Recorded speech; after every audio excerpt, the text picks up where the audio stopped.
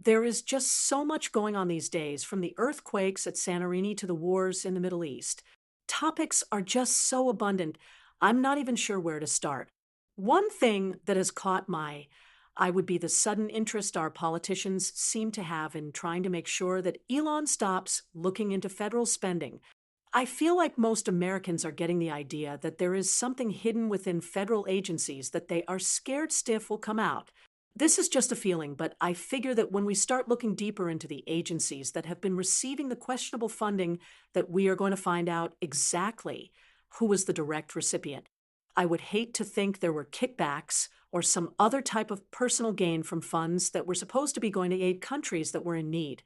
The freeze of funding for some of these organizations has sent politicians into a complete frenzy within the Democratic Party lines, and I can't really understand why.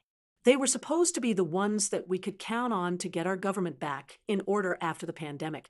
They were the ones that said they would get inflation down. Obviously, none of that happened. Instead, we ended up with a huge deficit and social instability on every street corner in the nation. It will definitely be interesting to see what the Democratic Party does not want President Trump and Elon Musk to find. On to other topics. Changes to the immigration policy in the United States seem to be having quite the effect. But once again, the Democratic Party is completely losing it when it comes to enforcing the laws surrounding this issue. You almost have to wonder if some of the rhetoric that we heard preceding the 2024 election wasn't completely correct. Politicians very well may have put our country in serious jeopardy in the hopes of gaining future votes for their party. The implications of this type of mindset are simply horrifying. Even the thought that political leaders would put the safety of the American public at risk simply to win an election frightens me to death.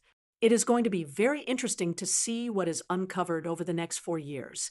I can remember when the Ukraine war started, and I was all for America doing its part to help defend and save the innocent lives that were in jeopardy, but that isn't what was done. Yes, we send aid and weapons, but they were too few and came too late. The people that were doing the interviews from within the Ukraine, as well as surrounding countries, were your everyday American. They were mothers and children, fathers and wives that had adopted a democratic way of life. I think most Americans would have been proud to help get that situation under control and save the million or more lives that have been lost. This, in my opinion, is just another example of how the Democratic Party has not only failed the citizens of the United States, but countries around the world as well. It's hard to imagine that our country played a part in allowing this to happen and continue. I guess we all have hopes and dreams of a better future for ourselves and our loved ones, but for our country as well. The protests are another topic that should be addressed. In America, our freedom of speech is sacred.